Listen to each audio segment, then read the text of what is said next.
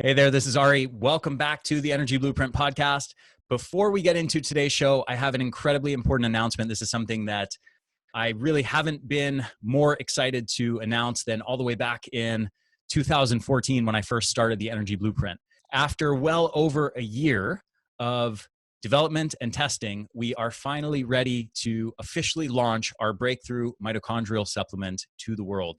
This is a genuine game changer in the area of human energy enhancement, and it's called Energenesis. This is actually the first no stimulant, no caffeine, and no sugar energy formula that actually builds up your own body's capacity to produce energy. Instead of working like caffeine and stimulants by giving you a temporary boost of energy for a few hours, but ultimately making your energy levels worse over time, Energenesis actually builds up your own body's ability, your cellular capacity to produce energy. Energenesis got over 20 amazing, powerful ingredients at real effective doses. This is a premium formula that uses actual real effective doses. So this is literally like 23 supplements all in one. And with that in mind, just to mention a few testimonials that people have wrote in after using Energenesis. So this one's from Barbara. She said, I'm a 72-year-old female and I love Energenesis. I have more sustained energy through the day and I'm actually getting my life back. I'm doing things that I haven't been able to do for 10 years. Anya, she said, I really love that it gives me just the right kind of steady and balanced energy. Unlike stimulants, which I can't tolerate, Energenesis gives me a perfect, smooth kind of energy that lasts throughout the whole day. Michelle Catlin, this is one of my favorite ones. She said, Ari, are you getting tired of all the praise and requests for Energenesis yet? I'm on my third bottle and I have to tell you, I haven't felt this good in years. So if you've been struggling with your energy levels and you're looking to get this area of your life handled, and not just to get a temporary boost of energy for a few hours, but to actually transform your energy levels by building real energy at the cellular level, then go get yourself some Energenesis. You can get it at theenergyblueprint.com/Energenesis. So go to that page, check out all the ingredients and all the science behind it, how it works. It's all there. There's about 200 scientific references behind all of the different ingredients in Energenesis. They're all listed on that page along with a lot of the science behind the ingredients. There's also a video explaining it all. Check it all out. Check out the science, then grab yourself some Energenesis and let's get started.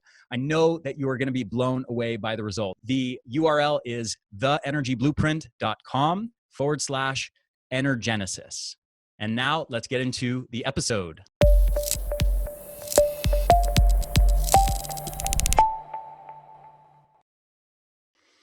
Hey there, welcome back to the Energy Blueprint podcast. I'm your host, Ari Whitten, and now with me is my friend, Dr. Stephanie Estima, who is an expert in female metabolism and body composition. She specializes in the application of the ketogenic diet, fasting, and exercise to female physiology, and that's what we're going to be talking about today.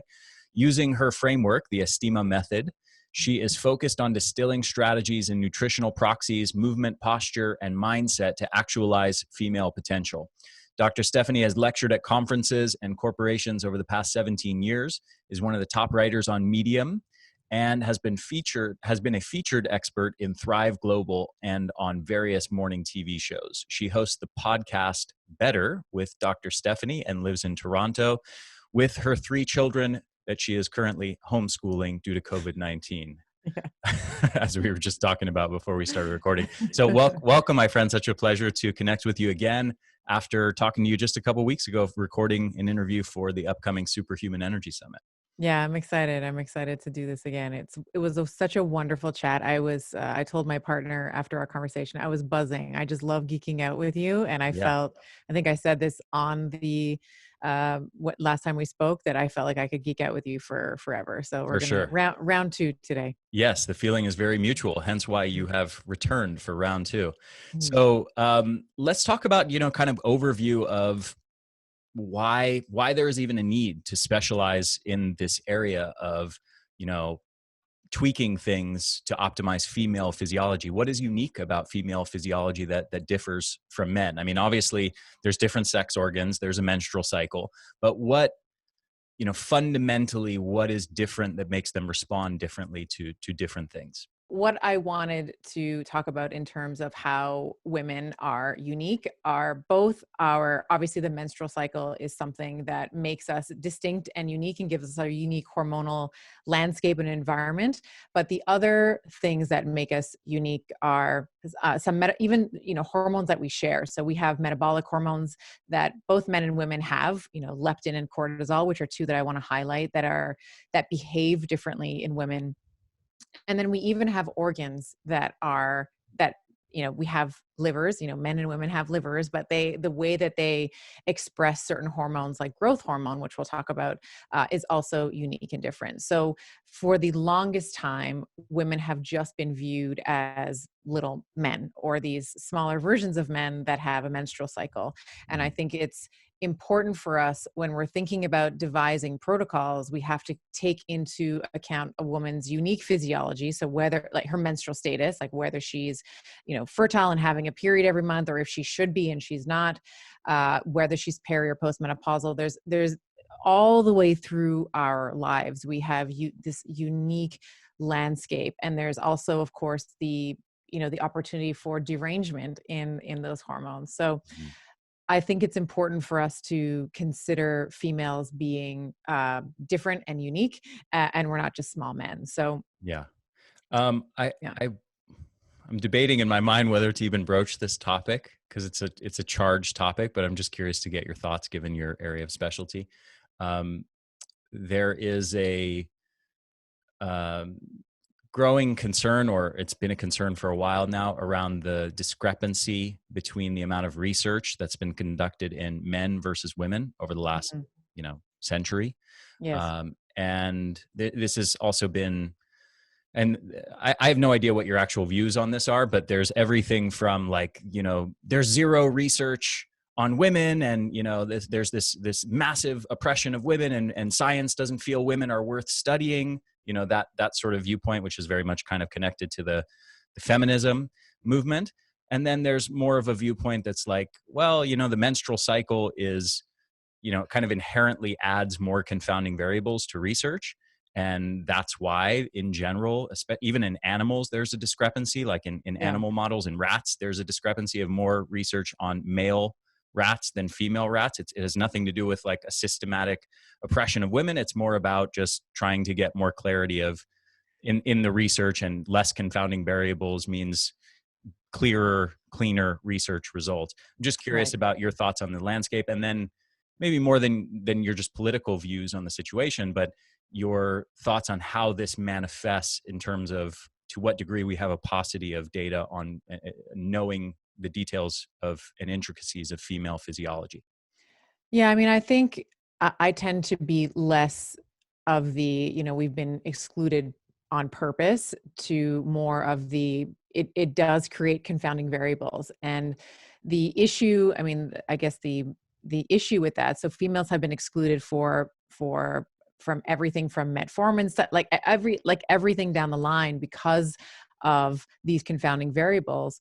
But the thing that I think is missing is life is not a lab, right? Life is not this really clean, controlled, random, double blinded. You can't have that in real life. And I think there is a difference. And this is where I think the clinician is so important, because then we can go from taking information, so the literature that you publish in a double-blinded RCT, where it's very clean, very controlled conditions, and you apply that information in real life. And this is really, we can get into a larger discussion around evidence-based medicine and evidence-based practices, but that's actually what evidence-based practice is looking at the information, looking at what the goals and dreams are of the patient, and then relying on the clinical experience of the clinician to be able to apply that. So in the case of women, it will be his or her understanding of female physiology and how that literature, how that information parses with that in order to apply it. So this is where I get, when you see, this is totally a different topic, but there's so many online, I would call them like online bullies, that are just like, there's no RCT, there's no evidence for it. And it comes, for me, I like to, abide by the, lack of evidence is not evidence of lack, right? You Yes. have to be able to take the information and use your clinical expertise in order to create something in line with the patient's goals. Yeah. So And this is, by the way, yeah. the proper term for them is evidence-based internet trolls. EBITs. Yes, Yes. I have seen that before. They're really cruel. And, there's so many Yes. times when I have created programs for women and and I'll also say this, the literature is actually relatively clear for obese women. For obesity, the literature is relatively clear. It's where it gets muddled when there's literature looking at a woman like myself who has a healthy BMI, you know, um, not many hormonal issues, but I want to play around with fasting, for example. Like there's, and we can talk about some of the different, I like to call them different levers of fasting, like how we can manipulate fasting. But there's actually not a lot of information for a healthy woman like myself who wants to get a piece of that longevity pie, right? Like we hear about the longevity and the FOXO3 and all these fun things.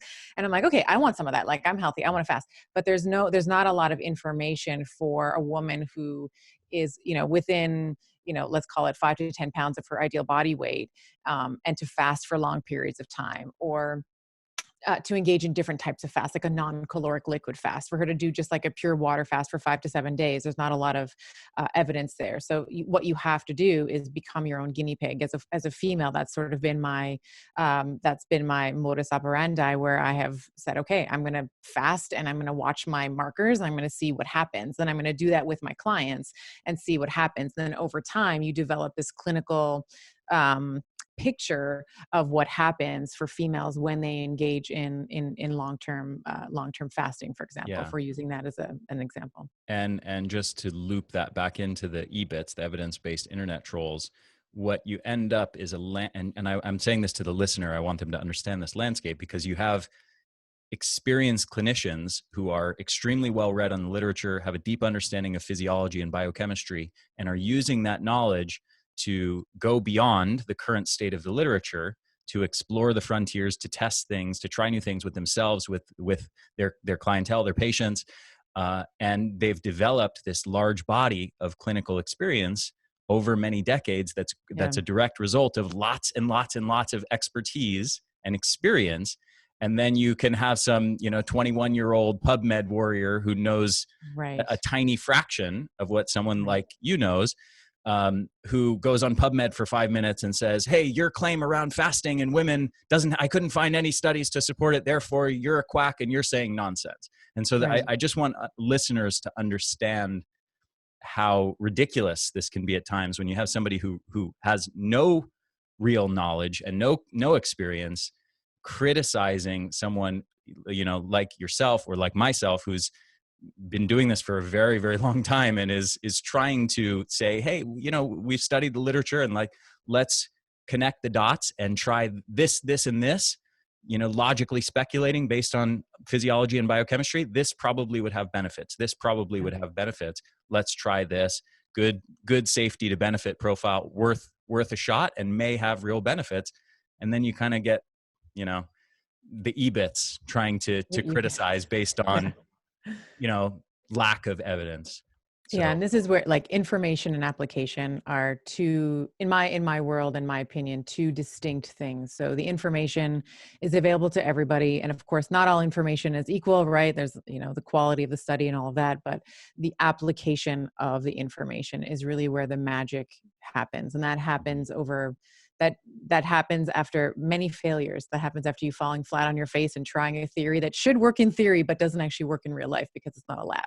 yeah. So, yeah. So let's talk about fasting. This is a controversial topic among different experts when it comes to women, especially. And some people are saying, "Hey, fasting's okay for men, but it's fundamentally bad for women. It doesn't mesh with our unique physiology and biochemistry and hormonal, nuances." So, what's your take on fasting and women more broadly? And then, since I know that you use it, what's the appropriate context and sort of methodology for experimenting with it?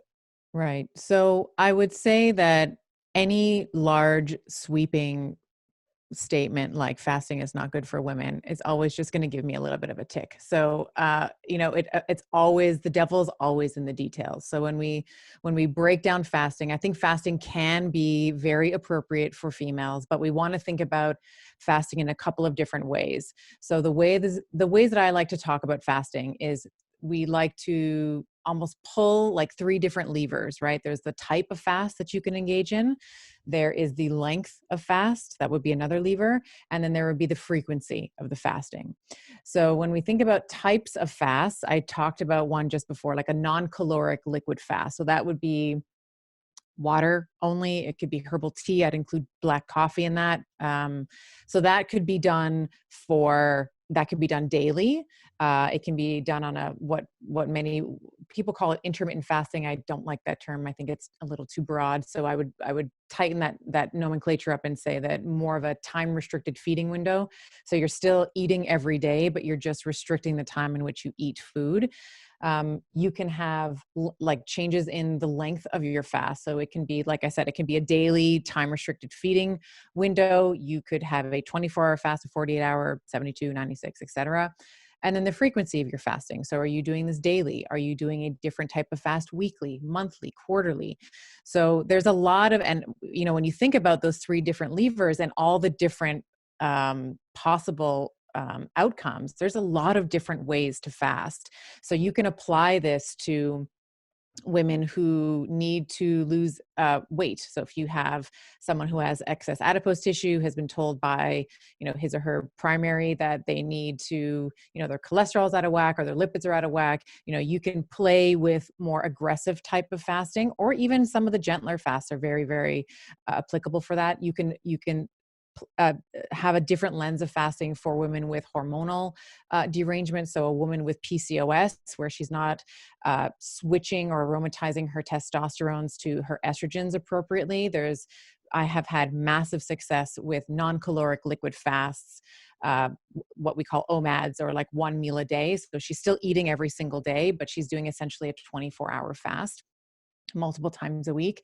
I've had incredible success with that. Women who are estrogen dominant, so whether you're in sort of the early phases of perimenopause or you just generally have a lot of PMS around your cycle, playing around with caloric liquid fast. So a caloric liquid fast might be a bone broth fast. It might be abstaining from food, but you're having soups, or you're having like a fatty coffee or a fatty tea in the morning. So you're still getting some calories from the fat, but you're not spiking up your insulin. That also helps with gut repair, which is often an issue when we see women who have excess estrogen in the luteal phase of their cycle. So helping with liver detoxification, but in particular, like gut reparation. And then there's also fasting mimetics. So you can do that in terms of like technically a ketogenic diet is a type of fasting mimetic because you're restricting a one macronutrient, carbohydrate. And then there's also, I know Dr. Walter Longo has Prolon, which is I think I've done it. So he gives you little packets to eat every day. It's like you get like 5 olives, then you get some squares and stuff. You can honestly reproduce that on your own by having like some broccoli and avocado. Like you're just basically, it's a mode of caloric restriction. So one day you have, let's say 800 calories, and then there's like a stepwise attenuation from there. So I guess the long, that's sort of a longer answer, but what I'm trying to get across is fasting is nuanced, right? And there's a lot of different ways that you can pull those levers and apply them to a wide variety of conditions in order to help improve them. Gotcha. Yeah. Is there sort of a map of the territory when it comes to fasting? Like if someone is, let's say, a very fit, lean, already very healthy and energetic person such as yourself, versus if someone's very overweight, they're sedentary, they're on the standard American diet, they can't go more than, 2 or 3 hours without eating something because their blood sugars, levels crash due to metabolic inflexibility, insulin resistance, etc. Is there any sort of general like map or blueprint of how to what those people should start with when it comes to fasting versus maybe someone who's already very fit and healthy and energetic, where they could play around and experiment with? Sure. So women who are, or someone who is following a standard American diet, the first thing that we want to do is, they're probably eating a lot of processed foods. They're probably eating at all what have typically found, and I've read this as well. So this is both my own clinical experience, but I've also read this in with other clinicians and in the literature, is that typically, and this is more true for North Americans, but North Americans who are following that standard American diet, we typically are eating at all hours of the day. So all of our waking hours, from the moment that we wake up to the moment that we go to sleep, is when we are snacking on things, we're eating meals, we're eating foods in between meals, having bars and smoothies and all this kind of stuff. So what I like to start off with for women who have excess weight to lose is to just start to tighten up, just very, we want to just start, kind of general, and then get more specific as we go along. So I like to really work on improving their circadian biology, or factors around their circadian biology first. And that's going to start with meal timing. So as it relates to fasting specifically, the first thing I'm going to do is ask them to do a 12-12, which is 12 hours of fasting. And of those 12 hours, hopefully 8 of that is sleep, right? So you're sleeping for, let's call it 7 or 8 hours. So you have 4 hours left where you are going to be restricting. You either add that on to the 4 hours in your morning, 4 hours in your evening, which is actually what I really prefer, or you can split the difference. So you can have 2 hours in the morning where you abstain from eating, and then 2 hours in the evening. Mm-hmm. And I really love to, once I have someone on that 12-12, however they choose to apply it, to really do that night limiter, because that is really how we are. So it has kind of a knock-on effect with sleep, right? So as you allow the stomach to empty, you give your stomach 2 to 3 hours to empty. Then when you're lying parallel, when you're in bed, the reflux and the acidity in the stomach that is required to break down the bolus of food that you've eaten is now not going to eat away at your, at the sphincters and the esophagus, and there's not going to be any reflux there. So I really love for people to start off with the 12-12, and then I will move the 12-12 earlier, so that they will start eating earlier in the day, so that the eating stops earlier in the evening. And then from there, once they habituate to that, it's about tightening the eating window. So if they've been doing a 12-12 for a couple of weeks, then I'm going to say, okay, so let's do like a 10-14 now. So now you're going to eat for 10 hours, fast for 14. So it's just a little bit longer than the 12. And then I will kind of continue to tighten it gently until we get to about a 16-8. That's really where I like to have most people end up. And I think it's totally doable, but it's one of those things, like, I think humans in general, when male or female, you jump in too aggressively too fast, they'll do it once and then they'll never come back to it again. Yeah. So you have to just very simply you just have to build up tolerance, like any tool, right? Like you wouldn't go into the gym and then just go lift the heaviest kettlebell, or go and like squat the most plates. Like you slowly increase your tolerance and your capacity for that resistance. And the same is true for fasting. You want to slowly increase your tolerance and your resistance to some of the temptations that fasting can have. Yeah, absolutely. So on fasting, this is a controversial topic for many reasons, and there's lots of nuances here. You've addressed the sort of unique female physiology aspect of it, but there's also some people who argue, the negatives of especially prolonged fasting likely outweigh the positives, especially in terms of loss of lean muscle mass. And some people have argued that you can really get all of the same benefits from, for example, just a nightly, 14 or 16 hour fasting window done on a daily basis, Mm-hmm. Or do protein sparing modified fasts or something like that. So you don't lose lots of lean muscle mass during the fast. What is your take on the benefits versus risks of long-term fasting, like multi-day fasts with no calories, versus, how much of those benefits do you think people are getting just from like having a nightly 16-hour fasting window? I think it's just a matter of amplitude, right? So you will have, and again, I think it also comes back to your goal, right? So if your goal is weight loss versus, um, if your goal is to repair the gut, then you want to go as long as you can without putting anything in there in order for your gut to have the ability to heal itself. If your goal is weight loss, it's sort of this, you can get away with doing a 16-8 and your weight loss will be slow and steady over time. And I think the honest answer, I mean, I've heard a lot of these arguments and I think a lot of them are theoretical. I think that we don't know the answer. What I can tell you from my own experience and from my clinical observations is that when we're thinking about muscles in particular, we want to think about how we can always be driving something called muscle protein synthesis, or MPS, as it's, because I don't want to say muscle protein synthesis 4 million times in this. So I'll just say MPS. So there's two ways that we can drive MPS, right? One is through the diet. So there's a chemical stimulus. So that comes through consuming proteins. So typically it takes about 20 to 25 grams of protein that you're consuming, whether that's powder form, it's meats, it's, pea protein, whatever it is. You have to have about 20 to 25 grams of good quality protein. And actually, I'll correct that. It's 2 to 2.5 grams of leucine that you're actually looking for. So in a vegan protein, like a rice protein or a pea protein, you're actually going to require a little bit more than 20 to 25 grams. You might require like 35, maybe 40 grams, because they tend to be, they're not as leucine rich as more animal sources are. But you need that leucine. She's sort of the forewoman, as I like to call her, that starts that process of synthesizing new muscle. So that's one way that you can do it. I The love how other, you've anthropomorphized amino acids, by the way. yes, it's a she. Yeah. Leucine is Leucine is a definitely a she, she. yeah. Not the prettiest name I've ever heard for a woman, but it works. If I had a daughter, her name would be, no. That would actually be a pretty good name for a girl, Yeah, I guess actually. it's not that bad. Leucine. Leucine. It's better than Leucine. tryptophan. I'll tell you Yeah. that. So yes, agreed. So that's one way that you can do it. The other way that you can do it is through a mechanical stimulus, through resistance training.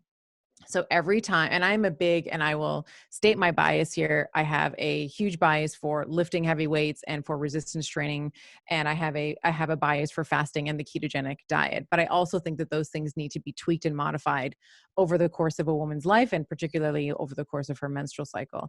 But you can, if you are engaging in a long-term fast, as long as there is that mechanical stimulus, as long as you are training every day, you can still both maintain muscle, and I would argue gain muscle continue to gain muscle while you're fasting. It's just, I will, in all, honesty and in the spirit of honesty and transparency, when I have done long-term fast, my muscles look flat. Like they do, they do sort of, even like I get the pump, working out, but they're not as jacked as when I've had, a post meal of, whatever it is, like protein and carbs or whatever, to sort of, and they're filled up with that glycogen, right? This this So this might be a quick digression, and sorry to interrupt your flow, but maybe yes. worth addressing the fact that there are a lot of women out there who might not resonate with kind of where you're speaking from right now, in the sense that a lot of women don't perceive it as a good thing to be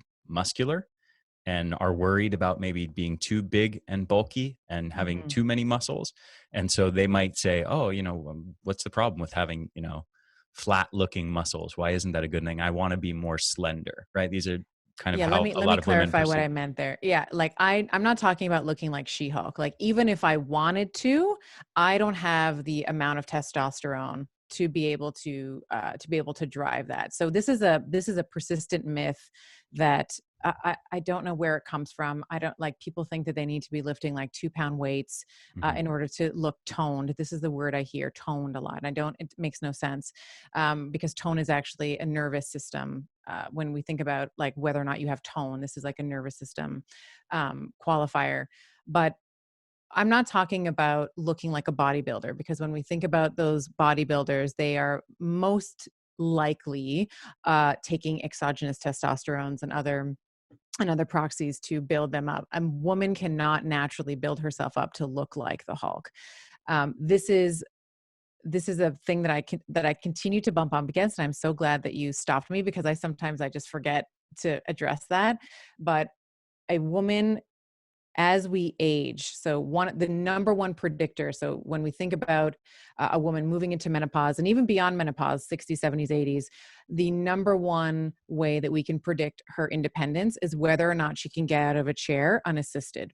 So what is required for her to get out of a chair unassisted? And when I say unassisted, that's not holding onto a table or pushing herself up from the chair.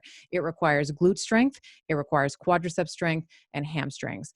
And when we think about the muscles that tend to atrophy from modern life, of course, we are not walking in the way that we should. Our hamstrings and our glutes tend to, or I should say, in particular, the glutes are long and weak. We literally sit on them all day long, and they are the major extensors of the hip.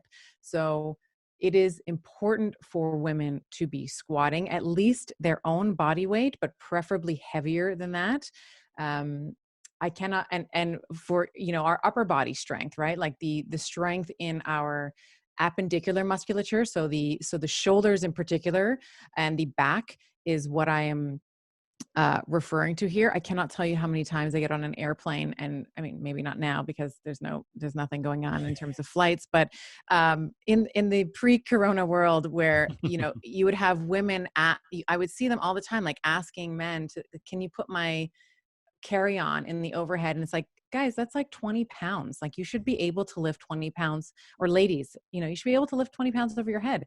Yeah. And this is not only for, when we take a look at longevity and your ability to be independent as you age, but, let's just be honest, like nice shoulders and nice round glutes are aesthetically very pleasing. Mm-hmm. So if you are concerned with, aging well, being able to play with your kids and your grandkids, being able to travel and being able to like carry your own luggage. And even if your luggage is like, you should be able to lug like 50, a 50 or 60 pound luggage. Like that should be a no brainer for you. Mm-hmm. But then also, if I can't appeal to your longevity mind, like, let me just appeal to, like, you want to have a nice butt. So yes. I was a trainer for many years in my early 20s, mid 20s. And I was kind of notorious. Most of my clients were women, and I was notorious for having them lift really heavy weights. Like other women would walk by and be like, "Oh my God, I can't believe how strong you are," to my clients. Yes. And I would tell my clients always, I know you think you want to look toned, you're afraid of heavy weights. The reality is muscle is not built that easy. And what you mean by toned is you got to understand there's only two things you can do to modify the way your body looks. You can lose fat or you can gain muscle.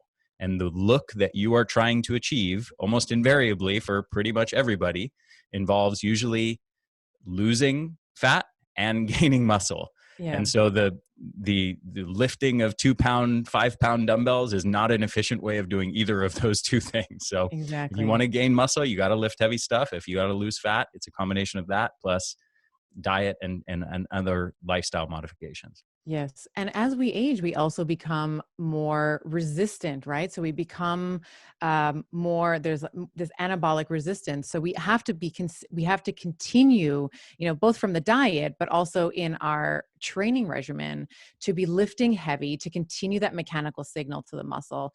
And then, we also want to be thinking about maintaining our protein or increasing our protein even as we age as well, to kind of, to circumvent, the sarcopenic obesity that we see too in the older population. Worth segueing into that. So sarcopenic obesity, explain what that is and explain why sarcopenia is so important. And I think it's really, this is such an important thing and very few people are even aware of it. And how does it tie into what we were just talking about with lifting heavy things and muscle mass? Yeah, I mean, sarcopenic obesity really is the loss of muscle, essentially over time. As we age, we become more resistant. So if you were to just eat the same amount, if you were to never train and you were to eat the same amount of protein every single day for the rest of your life, over time, your muscles will become more resistant to that muscle protein synthesis that we were talking about. So you would need to increase your protein consumption in order to continue to maintain the muscle mass that you have and to continue to continue to grow new muscle.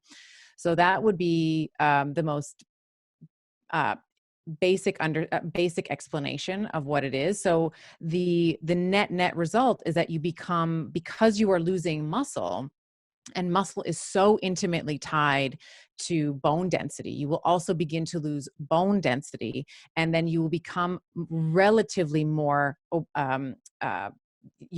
the amount of fat that you have is going to be relatively more than what it would be if you had more lean muscle mass. Mm-hmm. So it is important for us to be considering weight training, and as you were saying, weight training heavily, as we, and lifting heavy weights and not being afraid of that, because you're not going to turn into the Hulk. But also as a I means, wish I would have turned into the Hulk a long time ago if that was the case. I wish it I was would be easy to gain. She-Hulk. Like I would, yeah. I mean, I lift heavy stuff, but because of the amount of testosterone that I have, it's just not possible for me. And as you said, putting on muscle, you can't put on 5 pounds of muscle it takes a lot of time to put on 5 pounds of pure muscle. So you have to do a lot of work and you have to be consistent over many months. Mm-hmm. So I would say that there's that. And the other thing to consider, like I mentioned, is that your muscles and your bones are intimately connected with each other. So of course we know that your muscles attach into your bones, but as you decrease your muscle mass, you will also invariably and predictably decrease your bone density as well. So this is, again, when we're thinking about independence, number one reason why most older women, but I think this is true for men, but I know this stat for females is, in the wintertime, here in Toronto, or on the East Coast, there's ice, there's snow, slipping and falling on your hip and not having so the hip fracturing. And that is the number one reason of loss of independence for women, that cause them to go into nursing homes or requiring care. So we And want death. I mean, loss of and life. death. When we talk about Yeah. people growing old and dying of quote unquote natural causes, I mean, it's often like that. It's often just frailty and sarcopenia. Yeah. Yeah. So I want to talk to you about the consequences of long-term calorie restriction. What does this look like? So a lot of women out there are just in, they want to be lean. And so they're just sort of in perpetual diet mode. They're constantly restricting calories to some degree or another, depending on fluctuations in willpower over periods of time. But Right. over very, very long periods of time, this happens. What are the consequences of this? And maybe especially so related to the fact that very few women are doing this sort of resistance exercise in the way that you were talking about. Well, I think that there's a couple of things. One, I am not a big fan of caloric restriction over the long term. I think that we need to be, like anything, it's nuanced, but I think that there needs to be fluctuations in both the caloric intake that we have throughout the month, as well as the macronutrient composition of the diet. So what we know about caloric restriction, particularly in females, and some of this is taken from, I will quote some rodent studies, which I'll happily give you the links for the show notes. But I've also seen this in the clinic as well. So a couple things that we see when we have women who are on long-term caloric restriction. So this can be as little as 20% caloric restriction, meaning that you are restricting your calories by 20%. So if that's, if you're supposed to be, if you have a BMI or a BMR of like 2,300 calories, 20% of that would be, let me see if I can do math off the top of my head here. Or 2,200 calories, maybe that's easier. It would be like a 400 calorie restriction. So we have this caloric restriction as little as 20% can cause menstrual cycle irregularities. It can cause the ovaries to shrink or masculinize. It can cause amenorrhea, dysmenorrhea. It can also cause changes in brain function. So what we see, and this is something that my females tell me all the time when they've been trying to eat like a 1,200 calorie, diet for years, is that when they are adhering to that, the their sleep patterns become irregular. So they are now waking up. So they have trouble initiating sleep, but they also have, in particular, maintaining their sleep. And this is because there is these neurons called the hypercretic neurons, and they become overactivated. And we see this in rodent studies as well, where rodents tend to be nocturnal, meaning that they sleep through the day and they're more active at night. So during the day, they are much more active. So they are not sleeping in the way that they should. And part of the, if they're calorie restricted.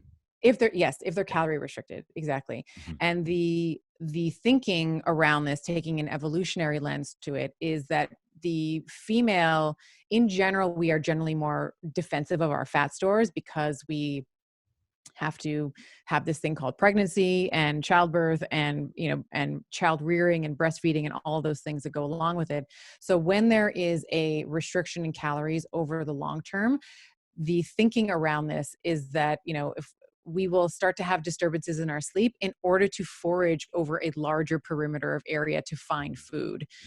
So we see that, and we see in the rodent study specifically, we see things like learning is amplified, it's higher. So you might think initially that that's a good thing, like, oh, she's like being able to learn faster. So that what they would do is they would put rodents in mazes, and they would have, food at the end of it, and they would be able to be able to figure it out. But that's because they're starving. It's because they're trying to figure things out so that they can find food.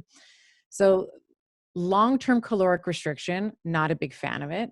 Just like I'm not a big fan of long-term, like just being on keto all the time. I don't think that that's appropriate either. Mm-hmm. And we can maybe foray into that forest today as well. But I think that caloric restriction is appropriate. There's certain times of your cycle where you can play around with caloric restriction and fasting, but in general, you want to be cycling that. I don't think that it's appropriate for women to be doing that long-term at all. Gotcha. So if that's the case, what you are an advocate of restricted feeding windows, and also an advocate of playing around with fasts of various durations, and sort of different variations of those things. So it's as it honors your circadian biology. Yes. So it's not that you're opposed to caloric restriction, period. It's you're opposed to long-term calorie restriction. So does that also mean that, let's say someone doing a 4-week or 6-week or 8-week sort of intensive fat loss regimen is also acceptable, and then they go back into sort of weight maintenance mode at that point? Is that something that you are an advocate of?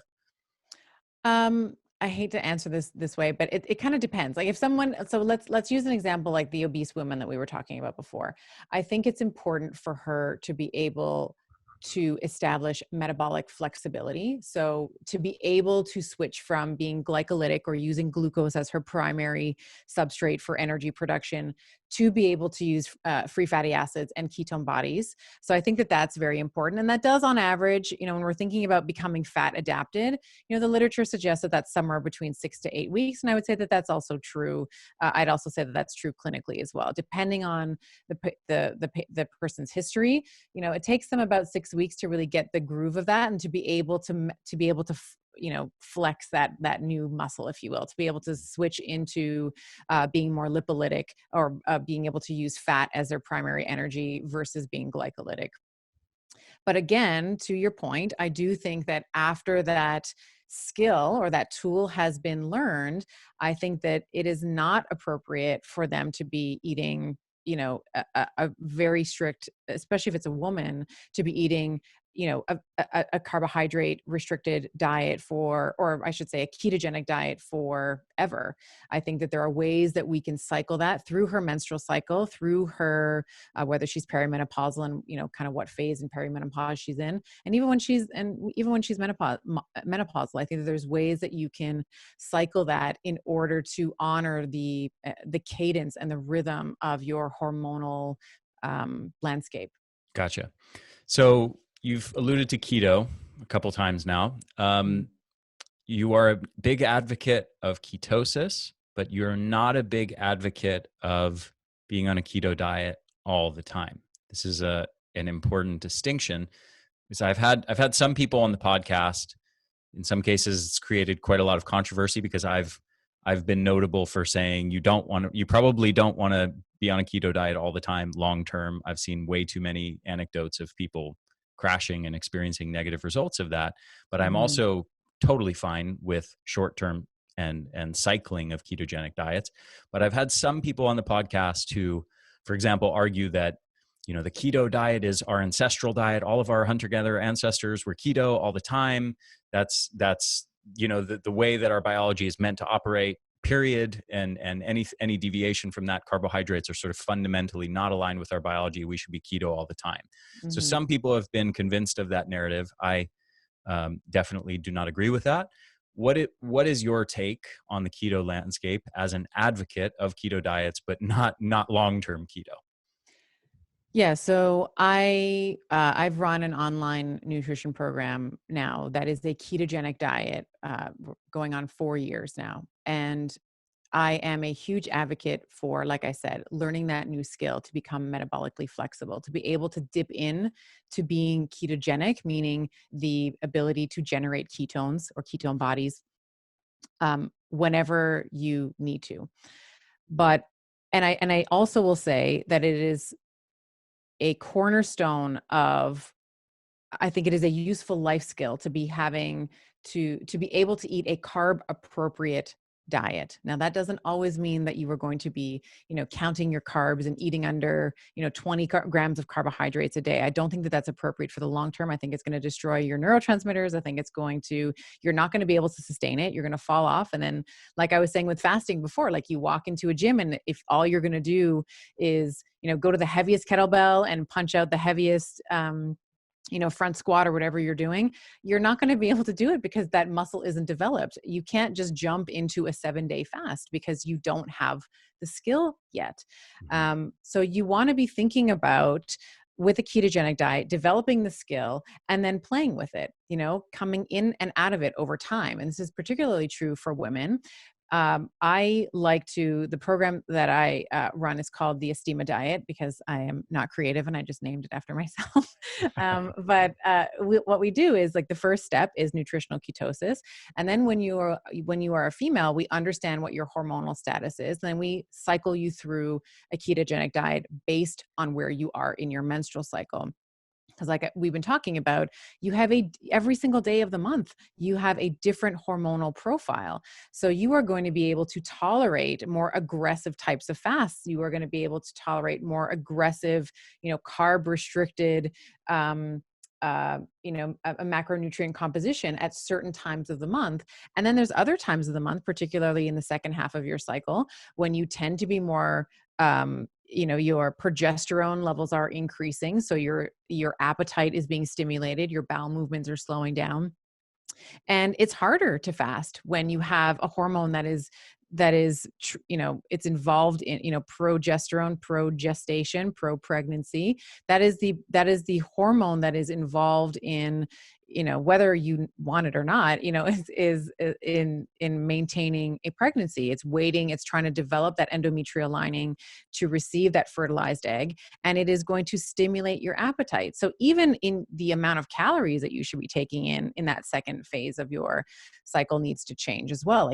I advocate for upticking your caloric intake, particularly in the week right before your period, like week 4, by about 10 or 15%. So over the long term, I am not a fan of restricting carbohydrates indefinitely. There needs to be an up and down. And most women that I've spoken to that have tried keto, because at this point, keto is very much mainstream. When I started, I had people telling me that I was like, I don't know if we could swear on this podcast, but it was like batshit crazy. Mm-hmm. But now most everybody has tried it. But what the pattern, that I have observed is people fall off of it around 2 or 3 weeks because that signal, that satiety signal, is just going bananas, and you cannot, people will fall off it and then binge on carbs. Mm-hmm. So the short answer is not a fan of being in ketosis all the time. And I think as a woman, because our biological function is reproduction, we are always naturally going to need a little bit more of a bump in fat you can see this between men and women, we tend to have higher fat, body fat than men do. We need that extra padding, right? To be able to carry through a pregnancy, and even just to have the energetic capacity to build up the endometrial lining, which happens, whether or not it happens every month, right? You're building up that endometrial lining every single month. So we will always require a little bit more calories, and we're always going to be a little bit more defensive of our fat store. So I don't think that we should be in ketosis all the time. Gotcha. Training is another subject. We covered it in the interview that's going to air as part of the Superhuman Energy the Superhuman Energy Summit. Great name, by the way. I love the name. Thank you. I came up with it myself. Mm. So that's going to air in that. We don't have time to address it in full right now. And I want to also make sure that this interview is like covering different stuff than what we covered in that other interview. Mm. We have a few minutes left. What I want to do is, you've covered a few really critical topics. Time restricted eating. You've mentioned circadian rhythm. You've mentioned lifting heavy. You've mentioned the keto diet. You've covered this with a lot of nuance and complexity as far as giving kind of the landscape of how this is. But some people might be left wondering, okay, well, how do I actually apply this? What's the best way for me to do this now? So let's take a hypothetical person. Let's say, 45 years old, not standard American diet, not sedentary. They're doing some kind of bit of exercise 3 or 4 times a week. They're not obese, but they're a little bit overweight, and they already know the basics of healthy eating. What would be, if you could say, your top 3 or 4 things for them to start experimenting with right now? What would be those top 3 or 4 things? So the top 3 or 4 things would be: 1, experimenting with a ketogenic diet in the first 2 weeks of her cycle. So that would be the period, like her bleed week, and then the week before ovulation. So playing around with restricting her carbohydrates, particularly in the week of her period. That's actually one of the best weeks. Out of all 4 weeks, that's sort of my favorite one, because we have progesterone has now reset, and estrogen, which is also a trophic factor, is also low as well. So I like the keto diet in that first week. I would start playing with, if she's working out, call it 3 times a week, I would start, and maybe she's doing some resistance training, maybe some calisthenics. I would start thinking about how she can be lifting heavier. So whether that is investing in heavy weights, like I said, even if you wanted to become She-Hulk, it is very hard because of our testosterone levels. So I would start doing full body exercises. So things like sumo squats. I love things like burpees, and I love split lunges.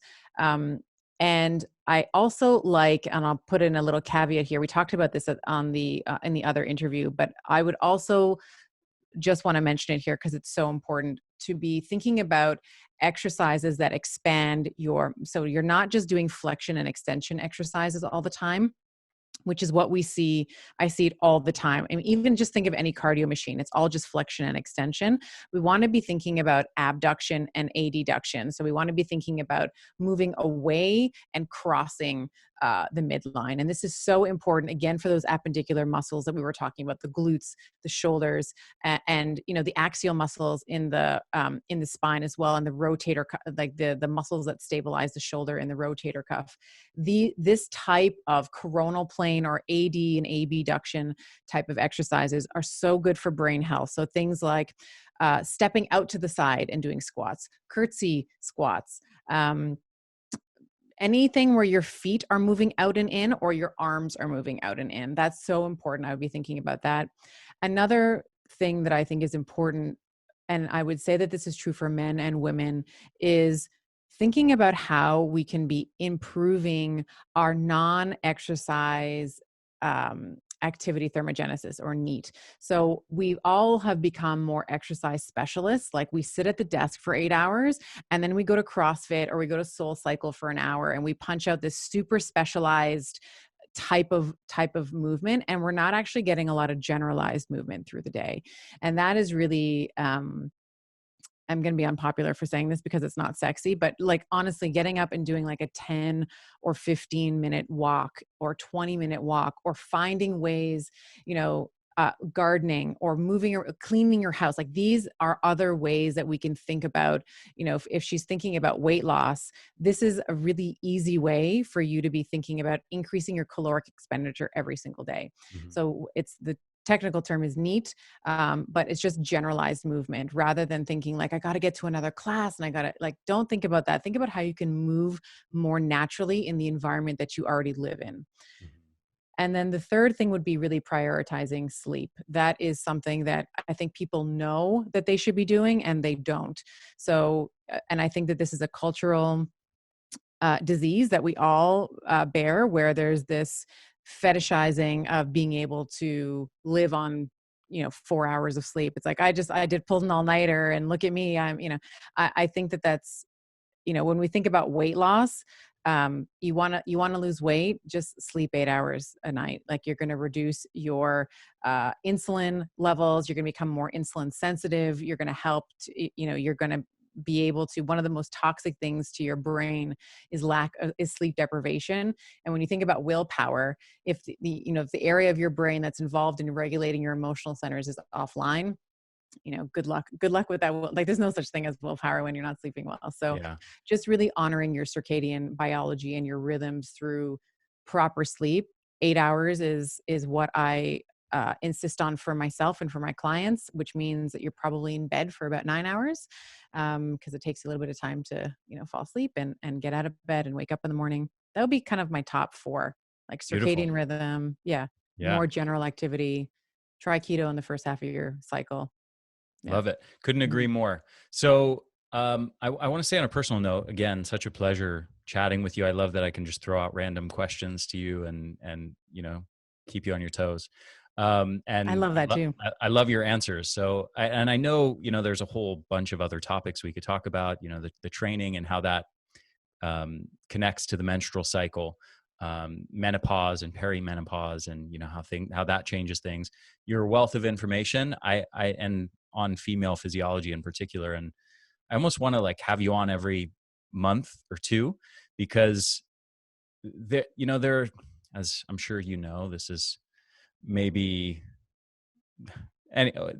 not super polite of me to say, but there are some people out there who you talk to for an hour or two, and that's pretty much, that's their whole shtick, and you've covered kind of everything they know, and there's no real point in kind of interviewing them again, because you've already got what's there. Yeah.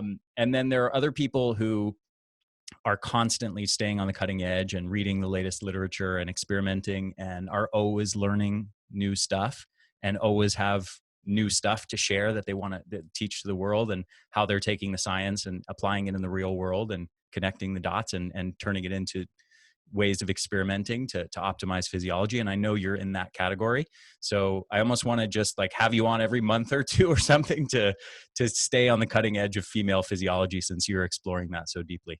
You just have to say the word, Ari, and I'm there. I would love to. I have so much fun with you. Like this is, again, I've enjoyed this immensely. So I would love to come back again. Yeah. Me too. So last thing, and then I have to run to the next interview. Yes.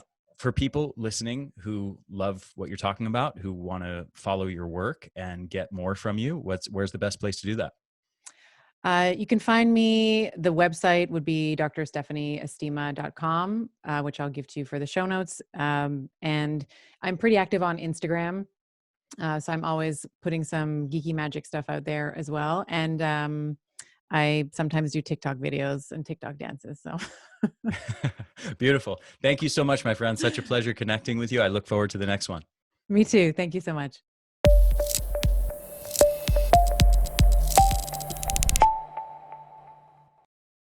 Hey there, this is Ari again. One more quick thing before you go. Just make sure to subscribe to our YouTube channel, The Energy Blueprint, and also make sure to subscribe to this podcast on your favorite podcast platform, whether that's iTunes or Stitcher or anything else. I hope you guys enjoyed this interview, and I will see you again next week.